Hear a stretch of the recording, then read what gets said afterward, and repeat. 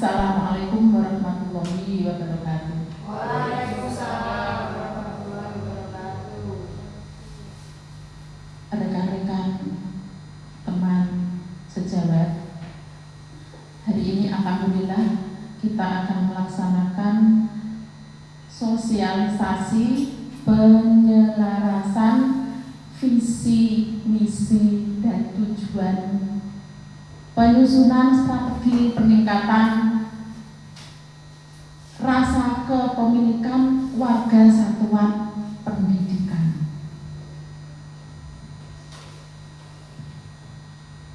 Adapun aspeknya di sini terdiri dari aspek, kemudian pernyataan saat ini, kemudian analisis kesenjangan, kemudian apakah perlu ada penyelarasan dengan kerangka pembelajaran mendalam, rumusan baru, kemudian strategi peningkatan rasa kepemilikan warga satuan pendidikan. Aspek yang pertama adalah visi. Visi yang pertama yang sudah kita setujui adalah terwujudnya lulusan yang beriman, berkarakter, dan kompeten melalui pembelajaran mendalam. Ternyata setelah dianalisa itu ada kesenjangan yaitu belum menekankan aspek kolaborasi, kreativitas, dan berpikir kritis mandiri yang menjadi inti pembelajaran mendalam. Akhirnya apa? Perlukah diselaraskan? Ya, bagaimana penyelarasannya? Yaitu terwujudnya pengembangan pembelajaran mendalam untuk mewujudkan murid yang beriman, berkarakter, kreatif, kritis, kolaboratif, dan mandiri. Ini adalah visi yang sudah memenuhi standar pembelajaran mendalam. Kemudian strategi peningkatannya apa? Ketika kita menghasilkan visi ini adalah kita melakukan diskusi yang pernah Bapak Ibu lakukan, yaitu diskusi, refleksi, penyusunan visi bersama warga sekolah, berkolaborasi antar pemangku kepentingan publik, kemudian dipublikasi, visinya dipublikasi dalam berbagai forum warga satuan pendidikan. Jadi dipublik. Setelah terbentuk visi, kita mempublikasikan. Kemudian selanjutnya visi satuan pendidikan. Visi ini harus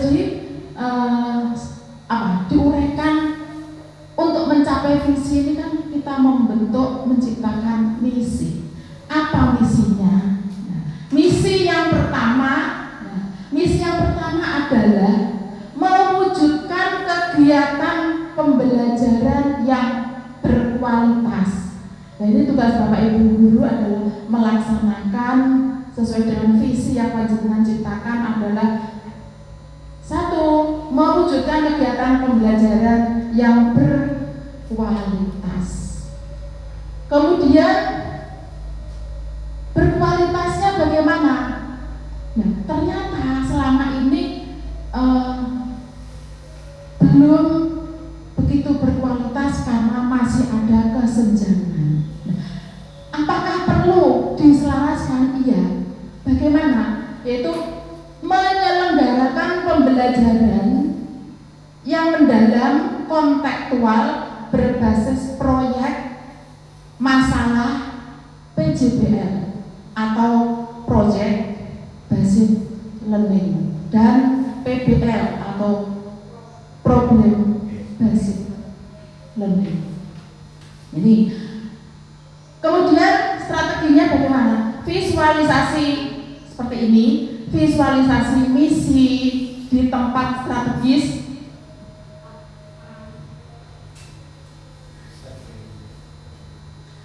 Nah, Bapak Ibu, saya lanjutkan.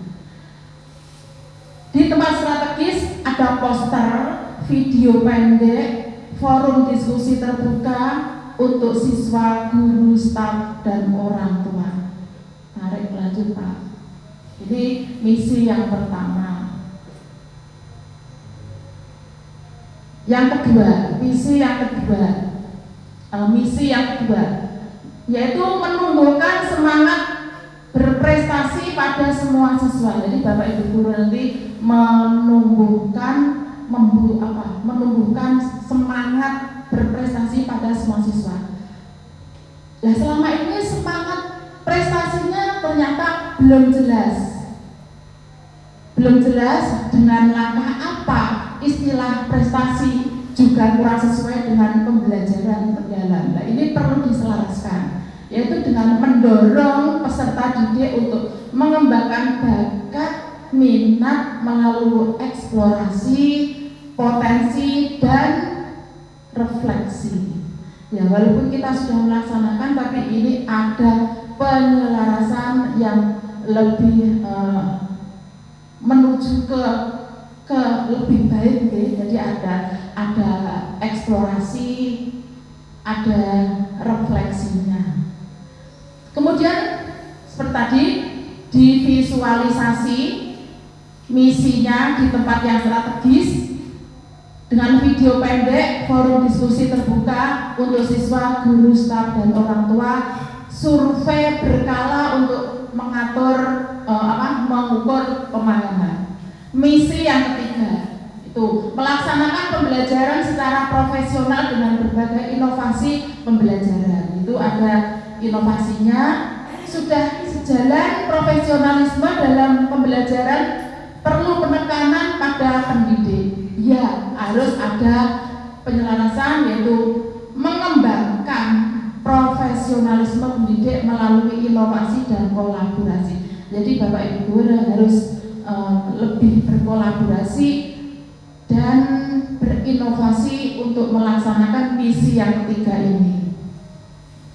Kemudian yang misi 4 menanamkan dasar-dasar keimanan dan ketakwaan, karena visinya adalah ada beriman, maka ini misi yang keempat menanamkan dasar-dasar keimanan dan ketakwaan.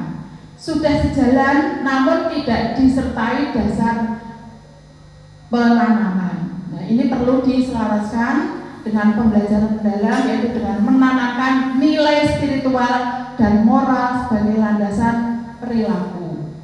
Misi yang kelima, menggalang peran serta masyarakat dalam dunia pendidikan.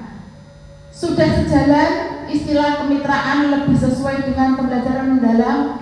Ternyata belum, ya. Akhirnya perlu diselaraskan, ya, yaitu dengan membangun kemitraan aktif dengan orang tua dan masyarakat dalam proses pendidikan. Misi yang keenam, mewujudkan kegiatan sekolah yang menjunjung kearifan lokal dan nasional. Nah, ini ada hubungannya dengan kebudayaan, ya, kearifan lokal.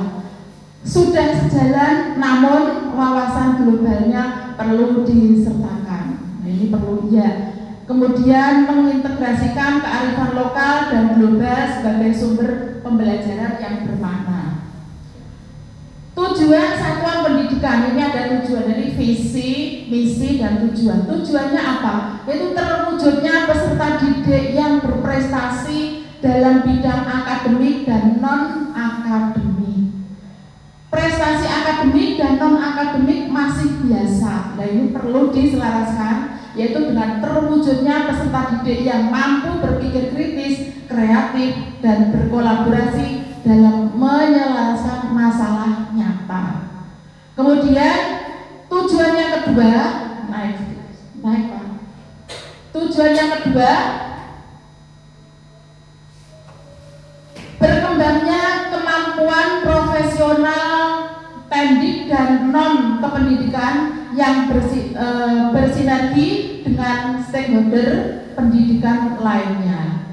Sudah sejalan namun fokus profesionalnya belum menyeluruh hal yang substansi dalam pembelajaran mendalam. Ini perlu diselaraskan, yaitu berkembangnya profesionalisme pendidik dalam menerapkan pembelajaran bermakna dan reflektif. Tujuan yang ketiga, terbentuknya peserta didik yang memiliki ketakwaan terhadap Tuhan Yang Maha Esa dan mengamalkan dalam kehidupan sehari-hari. Sudah sejalan, namun perlu pengoptimalan karakter spiritualnya. Ya, perlu diselaraskan, yaitu terbentuknya peserta didik yang berkarakter spiritual dan moral yang diwujudkan dalam tindakan nyata. Jadi tidak hanya teori saja, tapi harus nyata. Sejauh mana tujuan tercapai, yaitu tujuan yang ke-6 ya. Tujuan yang ke-6, terwujudnya sarana dan prasarana pendidikan yang efektif dan efisien. Sudah sejalan namun lingkungan belajar lebih utama. Ya, tersedianya lingkungan belajar yang mendukung eksplorasi, inovasi, dan kenyamanan belajar. Kemudian tujuan yang ke-7, terciptanya suasana sekolah yang aman dan kondusif.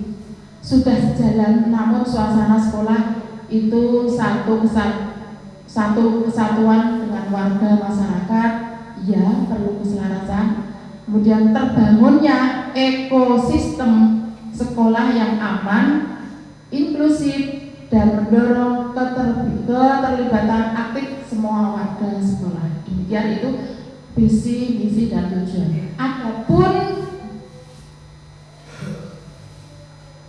visi hasil penyelarasannya adalah visi lembaga kita adalah terwujudnya pengembangan pembelajaran mendalam untuk mewujudkan murid, sekarang bukan siswa lagi tapi namanya murid yang beriman, berkarakter kreatif, kritis, kolaboratif, mandiri. Visi, indikator visinya yaitu 1A, keimanan peserta didik. 1. Peserta didik menunjukkan perilaku religius dalam kehidupan sehari-hari, misalnya berdoa sebelum belajar, jujur, toleran. Yang kedua, terselenggaranya kegiatan keagamaan secara rutin di lingkungan sekolah. Yang ketiga, adanya peningkatan pemahaman nilai-nilai spiritual dalam pembelajaran lintas mata pelajaran. Yang B, karakter peserta didik. 1. Peserta didik menunjukkan sikap disiplin, tanggung jawab, kerjasama, dan kepedulian sosial.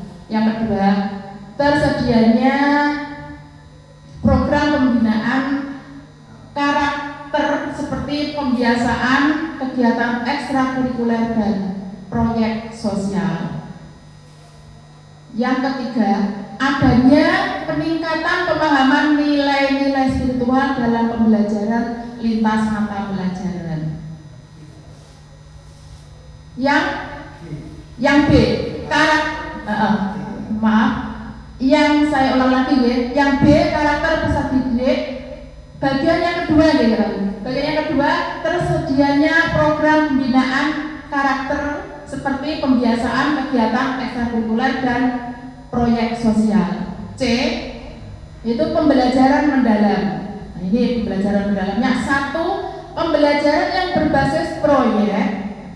Kemudian yang tadi PJBL, penelitian atau studi kasus diterapkan secara konsisten. Jadi nanti dalam pembelajaran modul harus ada PJBL, PBL-nya.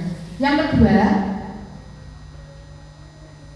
peserta didik mampu berpikir kritis, kreatif, dan menyelesaikan masalah secara mandiri. Yang ketiga, guru menggunakan pendekatan pembelajaran yang mendorong eksplorasi, refleksi, dan koreksi antar konsep. Koneksi antar konsep. Yang keempat, yang D, kualitas layanan pendidik. Yang satu, kepuasan peserta didik dan orang tua terhadap proses pembelajaran dan pembinaan karakter. Yang kedua, adanya pelatihan berkelanjutan bagi guru untuk meningkatkan kompetensi pedagogi. Yang berikutnya, misi SD Negeri 3 Ngepong dirancang sebagai langkah strategis untuk mewujudkan visi melalui implementasi pembelajaran mendalam yang berkelanjutan dan mencetak profil lulusan terbaik berdasarkan uraian sebagai berikut. 1. Menyelenggarakan pembelajaran yang mendalam, kontekstual dan berbasis proyek. Yang kedua, dimainkan Pak. Yang kedua, mendorong peserta didik untuk mengembangkan bakat minat melalui eksplorasi, potensi diri dan refleksi. Yang ketiga, mengembangkan profesionalisme pendidik melalui inovasi dan kolaborasi. Yang keempat, menanamkan nilai spiritual dan moral sebagai landasan perilaku. Yang kelima, membangun kemitraan membangun kemitraan tadi terhapus ya Pak kritis ya, dengan orang tua dan masyarakat dalam proses pendidikan. 6. Mengintegrasikan kearifan lokal dengan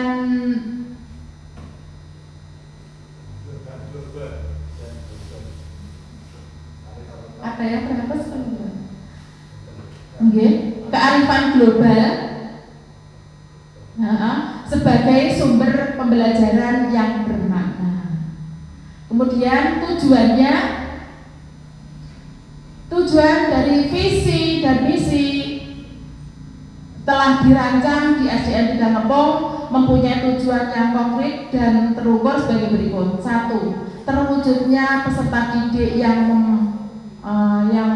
mampu berpikir kritis, kreatif dan berkolaborasi.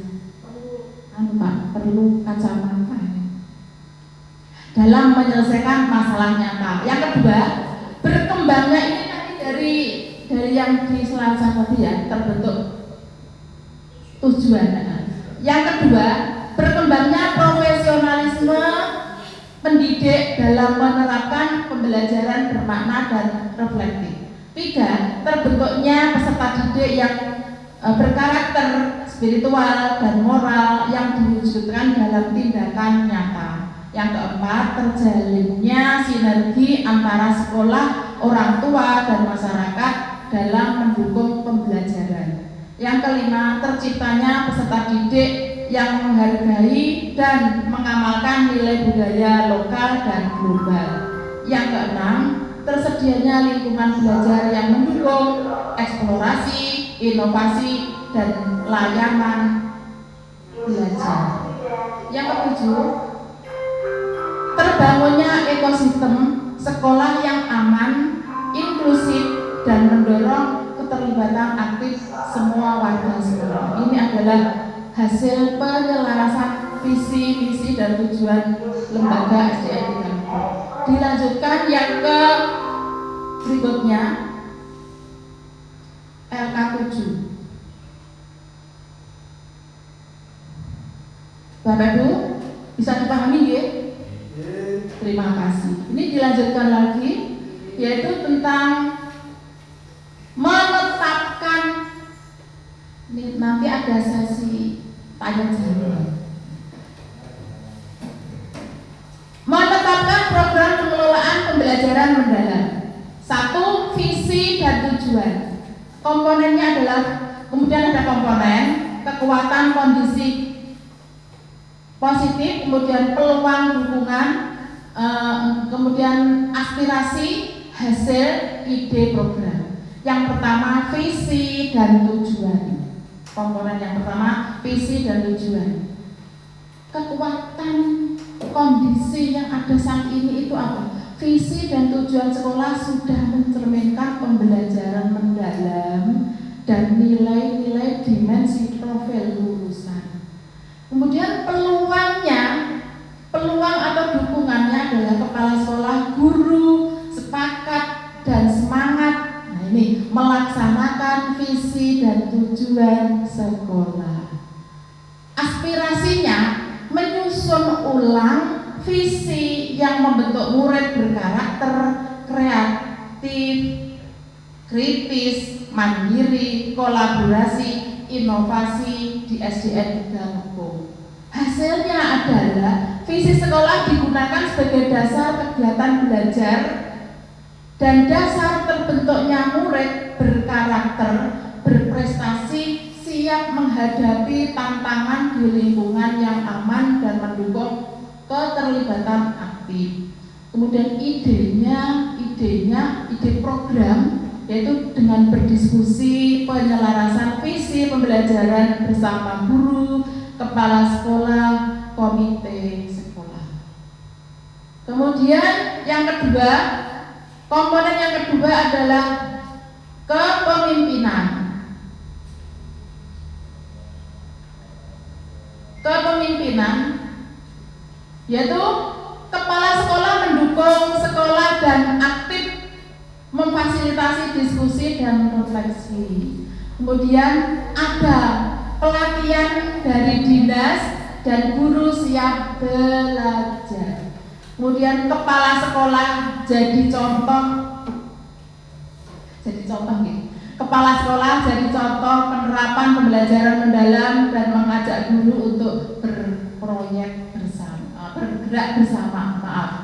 Kemudian guru mulai berani mencoba cara baru dan saling bantu. Sudah saling bantu. Kemudian itu ada kolaborasi.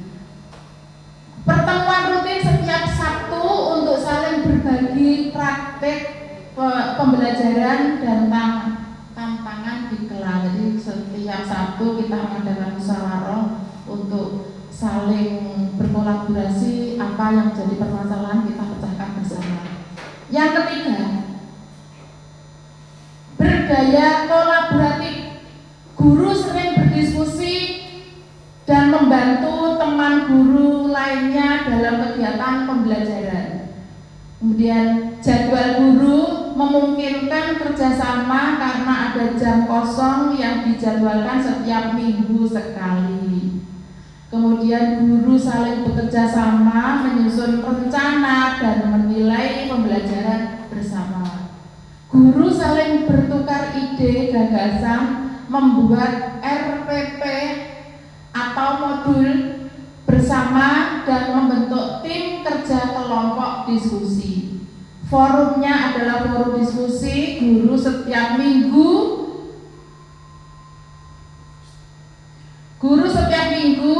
Yang ketiga, dengan tema strategi pembelajaran dan pengalaman nyata di kelas.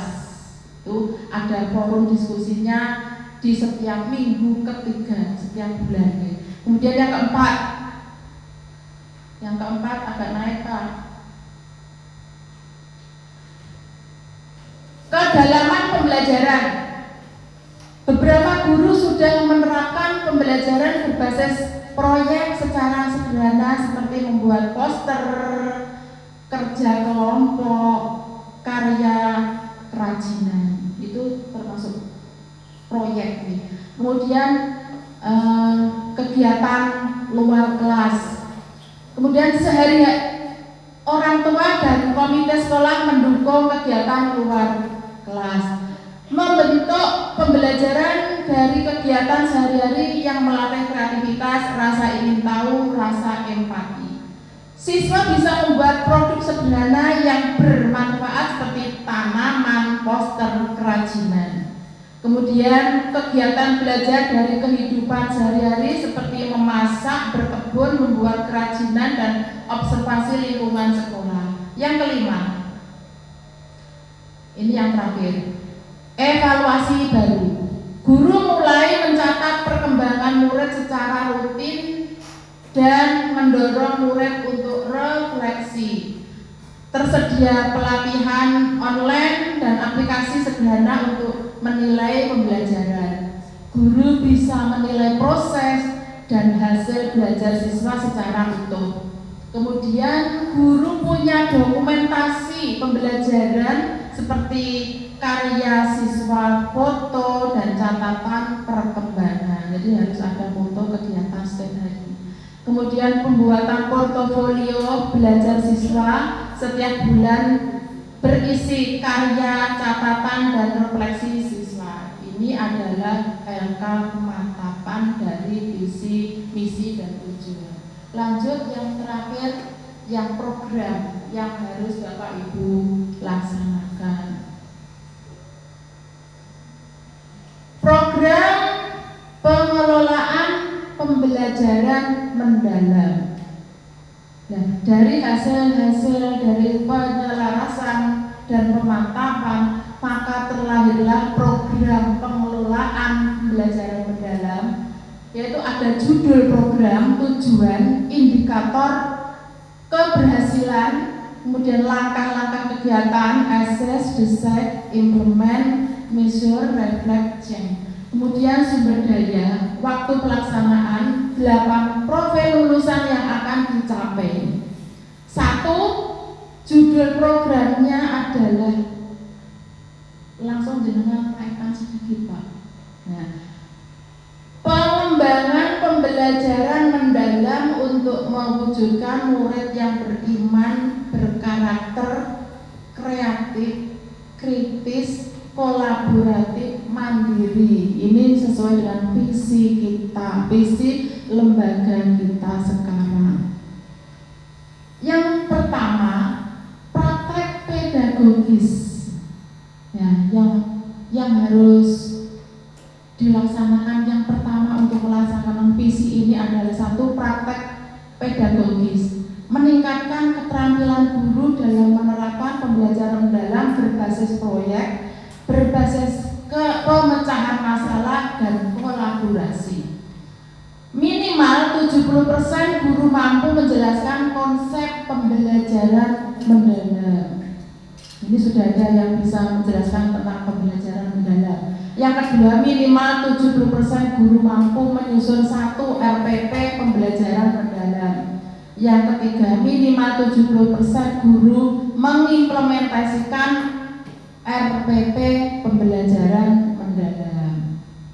Intinya ada praktek, ada mengetahui paham tentang pembelajaran mendalam, membuat RPP dan mengimplementasikannya, menerapkan, mempraktekkan. Yang berikutnya asesnya, mengidentifikasi kebutuhan guru, murid. Kemudian desainnya, menyusun RPP pembelajaran mendalam dan menyiapkan media pembelajaran dan proyek. Implementasinya, melaksanakan RPP pembelajaran mendalam, mendampingi murid dan membuat dokumentasi. Kemudian measure, reflect, change, yaitu mengukur ketercapaian lewat observasi dan asesmen, memberi umpan balik, refleksi, lalu revisi RPP. Ini tugas Bapak Ibu selama menghadap satu menghadap mengerjakan di kelas.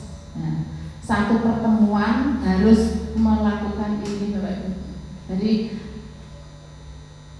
mengidentifikasi kebutuhan, menyusun RPP, kemudian melaksanakan pembelajaran mendalam, kemudian memberi nilai, menilai, merefleksi.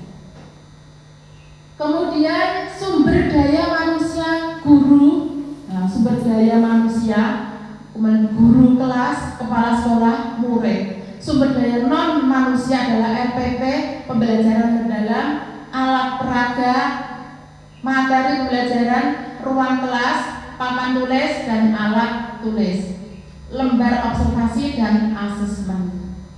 Kemudian Asesnya adalah minggu ketiga, ini program jurnalnya minggu ketiga Agustus, kemudian setnya minggu ke-1 September, implementasinya minggu kedua September, measure reflect check-nya minggu ke-1 Oktober. Ini yang harus kita praktekkan selama dari Agustus sampai Oktober. Bapak Ibu guru mempraktekkan ini, melaksanakan pembelajaran mendalam, yaitu dilaporkan besok bulan Oktober. Kemudian berikutnya Pak, masih ada? Apa? Oh iya. Kemudian dicapainya ini ada 8 kelulusan. Dimensi kelulusannya sudahkah mencakupnya? Apakah sudah mencakup 8 dimensi? Nah, ini di yang pertama itu ada keimanan dan ketakwaan kepada Tuhan Yang Maha Esa, mandiri, penalaran kritis, kemudian kreatif, kolaboratif, komunikasi. Ini di pedagogisnya. Kemudian kemitraan. Yang kedua, kemitraannya guru berdiskusi minimal sekali dalam 1 bulan. Yang kedua, menghasilkan produk kolaboratif dalam 1 bulan. Kemudian yang ketiga, implementasi produk di kelas minimal 1 kali setiap bulan. Jadi minimal Bapak Ibu guru mempraktekkan 1 kali saja menggunakan RPP atau modul ajar yang menggunakan pembelajaran mendalam. Kemudian asesnya mengidentifikasi kebutuhan kolaborasi guru, desainnya menyusun kelompok kerja dan rencana produk, implementasinya melaksanakan diskusi, menghasilkan produk dan menerapkan di kelas.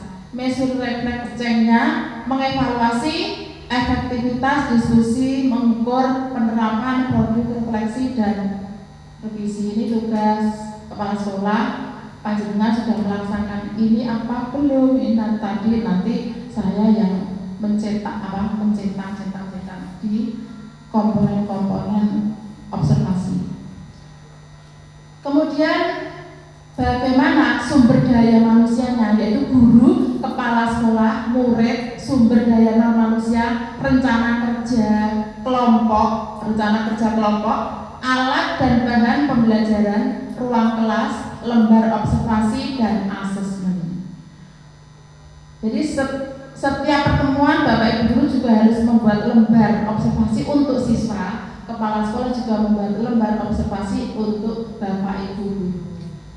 Kemudian yang pertama minggu ke-3 Agustus itu penyusunan, mengidentifikasi. Kemudian setnya minggu ke-1 September, implementasinya minggu ke-2 September, measure dari penilaiannya nanti semuanya di bulan Oktober minggu pertama. Kolaborasi itu sudah ya. Yang masuk adalah kolaborasi, komunikatif, kreatif, penalaran kritis. Yang ketiga kan ada di pedagogis, kemitraan, lingkungan. Yang ketiga adalah lingkungan pembelajaran.